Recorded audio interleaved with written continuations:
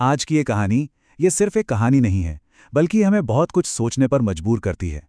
ये कहानी है ताकत के गलत इस्तेमाल की, एक आम इंसान की हिम्मत की, और हाँ, उस भीड़ की जो अक्सर चुपचाप सब देखती रहती है। तो चलिए इस पूरे मामले को परत दर परत समझते हैं कि आखिर हुआ क्या और क्यों ये इतना जरूरी है। सोचिए, एकदम जला देने वाली गर्मी, दोपहर का वक्त। ऐसी गर्मी ना सिर्फ मौसम नहीं बताती, वो माहौल की बेचैनी को भी दिखाती है। एक अजीब सी घुटन, एक तनाव और एक ऐसा सन्नाटा जो किसी भी पल एक बड़े तूफान में बदल सकता है। और इसी माहौल के बीच कहानी की हीरो रीमा स्कूल से घर लौट रही थी। एग्जाम अभी अभी खत्म हुए थे, तो चेहरे पर एक सुकून था। वो अपनी ही दुनिया में मगन चली जा रही थी। तो रीमा की दुनिया थी कैसी? बिल्कुल हम सब जैसी। एक 16 साल की लड़की जिसे अपने भविष्य की, अपनी पढ़ाई की फिक्र है, हाथ में उसकी मेहनत की नोटबुक है और वो अपने जाने पहचाने रास्ते से घर जा रही है।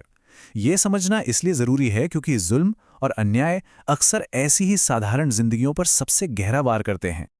और यहीं से कहानी पूरी तरह बदल जाती है।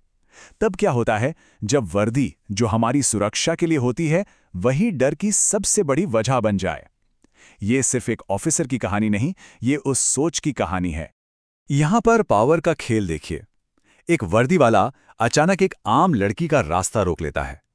वो भारी भरकम शरीर, वो घूरती हुई कठोर आंखें, ये सब डराने के लिए था। रीमा का दिल जोर जोर से धड़कने लगा, क्योंकि जो सुरक्षा का निशान था वो अचानक खतरे का निशान बन गया था। और फिर वो चिल्लाता है। जुल्म का ये पहला कदम होता है। जो शिकार है उसी को गुनहगार बना दो। उस पर झूठा इल्जाम लगाया गया ताकि वो लड़की नैतिक तौर पर कमजोर पड़ जाए। ये चिल्लाना सिर्फ रीमा को डराने के लिए नहीं था, ये आसपास के लोगों को भी एक मैसेज था कि मामला गंभीर है, दूर रहो। और फिर वो अपने असली मकसद पर आता है। वर्दी और कानून की आड़ में सीधी सीधी उगाही और धमकी देखिए, सिर्फ पैसे ना देने की नहीं, बल्कि इज्जत पर हमला करने की। ये एक बहुत ही क्रूर मनोवैज्ञानिक चाल थी, ताकि डर इतना बढ़ जाए कि कोई सामने बोल ही ना सके। अब आते हैं इस सीन के सबसे अहम और शायद सबसे परेशान करने वाले हिस्से पर, भीड़ पर।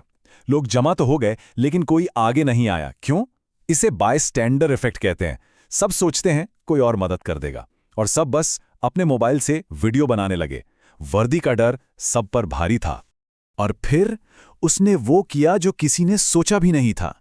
उस लड़की को बीच सड़क पर एक खंबे से उल्टा लटका दिया।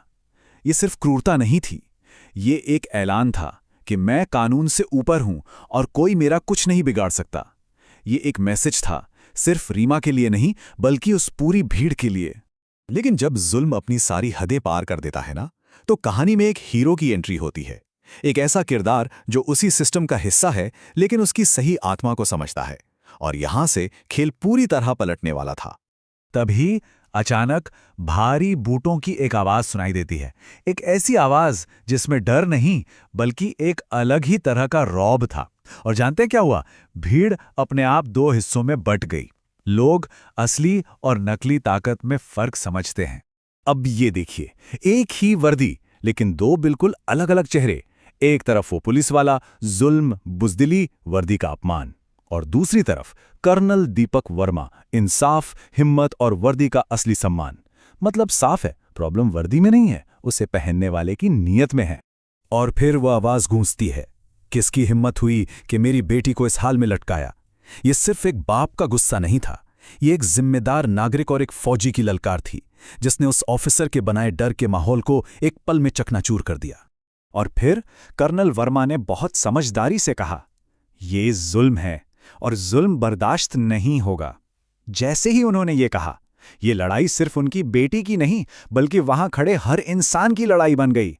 और जो भीड़ अब तक चुप थी, वो तालियां बजाने लगी। सड़क पर जो हुआ वो तो बस शुरुआत थी। असली लड़ाई तो अब शुरू होने वाली थी। एक ऐसी लड़ाई जो आज के डिजिटल जमाने में सड़क से निकलकर पूरे देश की लड़ाई बन गई। और फिर जो हुआ वो कमाल था। कुछ ही घंटों में वो वीडियो वायरल हो गया। अगले ही दिन पूरे देश में गुस्सा था। सिस्टम पर इतना दबाव बना कि कुछ ही दिनों में वो ऑफिसर गिरफ्तार हो गया। ये है आज के जमाने की ताकत, सोशल मीडिया की ताकत।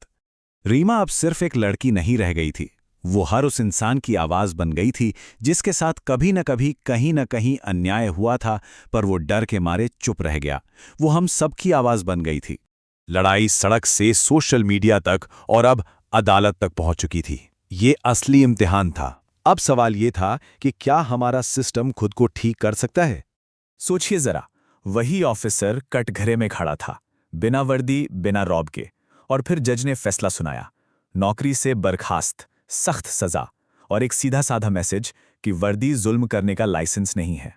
इस एक केस ने ना पूरे समाज को एक उम्मीद दी, ये उम्मीद कि अगर हिम्मत से आवाज उठाई जाए तो बदलाव मुमकिन है। रीमा जब एक हीरो की तरह स्कूल लौटी तो ये सिर्फ उसकी जीत नहीं थी, ये इस बात की जीत थी कि एक आम नागरिक भी सही समय पर खड़े होकर पूरे समाज के लिए एक मिसाल बन सकता है। और आखिर में कर्नल वर्मा की वो बात, सच हमेशा जीतता है, लेकिन सच को जिताने के लिए किसी को आगे बढ़ना पड़ता है। बात तो 100% सही है। सच को भी कभी कभी एक हीरो की जरूरत पड़ती है।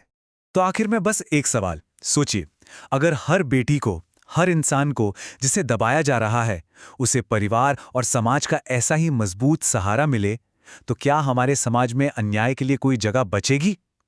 जरा सोचिएगा इस बारे में।